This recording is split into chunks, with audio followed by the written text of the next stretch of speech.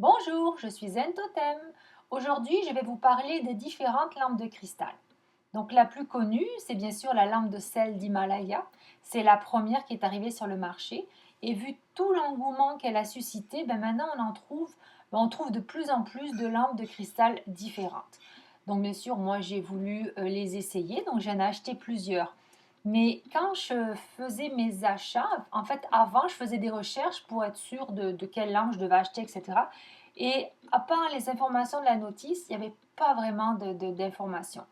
Et c'est pour ça que j'ai eu l'idée en fait de faire cette vidéo. C'est pour faire un condensé de toutes les informations que j'ai recueillies avec mes ressentis, mes tests en fait.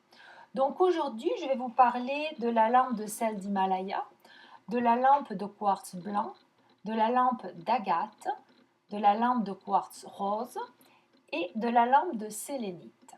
C'est sûr, il en existe d'autres, comme la lampe d'améthyste, la lampe de citrine, mais bon, je ne les ai pas encore, ce sera peut-être pour une prochaine vidéo.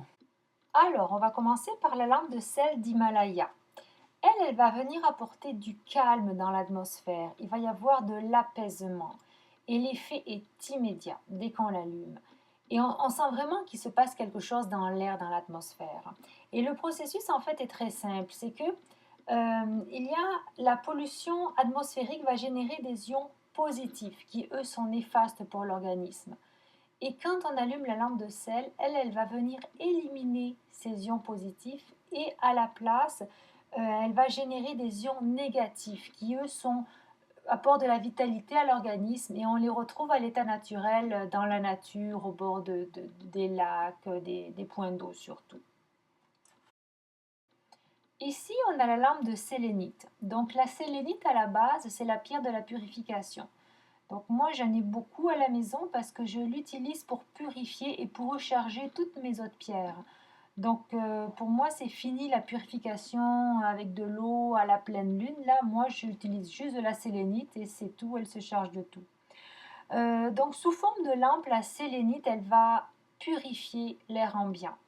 Elle va apporter beaucoup de calme, mais plus en profondeur dans nous. Et c'est là la grosse différence avec la lampe de sel, c'est que la lampe de sel d'Himalaya va agir dans l'atmosphère, alors que la lampe de sélénite, elle va agir plus dans nous. Elle a une action plus profonde dans notre personne, en quelque sorte.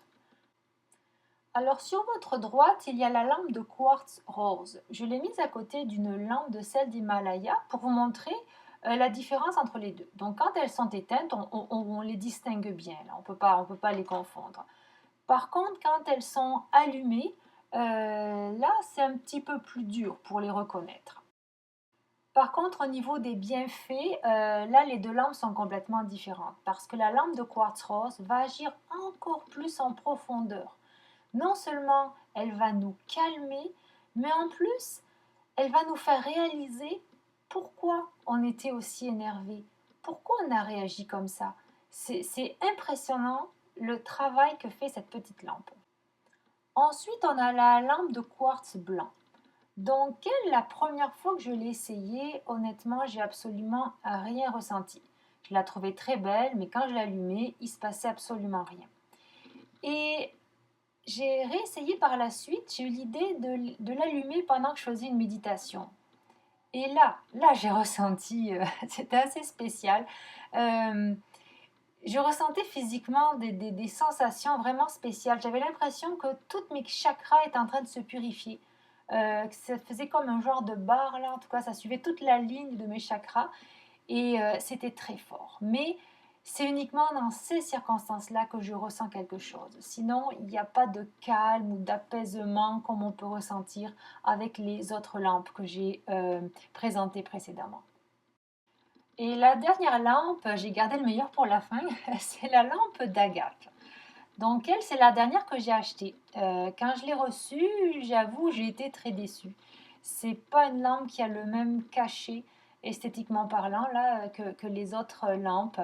Et en plus, la mienne sur le côté, là, elle semble un peu rafistolie. Là, en tout cas, ça manquait un peu de naturel, donc j'ai été déçue. Et puis quand je l'ai allumée, en plus, j'ai rien ressenti du tout. Donc double déception. Donc là, je ne savais pas trop où la mettre et je me suis souvenue avoir lu quelque part qu'elle pouvait nous aider à avancer dans notre travail, à nous réaliser. Donc j'ai dit: «Bah, je vais la mettre sur mon bureau». J'avoue que là, ça allait bien pour moi, je trouvais que c'était une bonne place. Donc maintenant, est-ce que ça a fait effet ou pas? Je ne saurais dire parce qu'il y a pas des ressentis aussi forts qu'avec les autres lampes. Par contre, c'est vrai quand même que j'ai bien avancé dans mon travail, donc peut-être qu'elle agit, mais c'est ça, on ne le ressent pas, très fortement. Voilà, j'espère que ça vous a plu et ma prochaine vidéo sera sur la cartomancie. Je vous souhaite une excellente journée. Au revoir.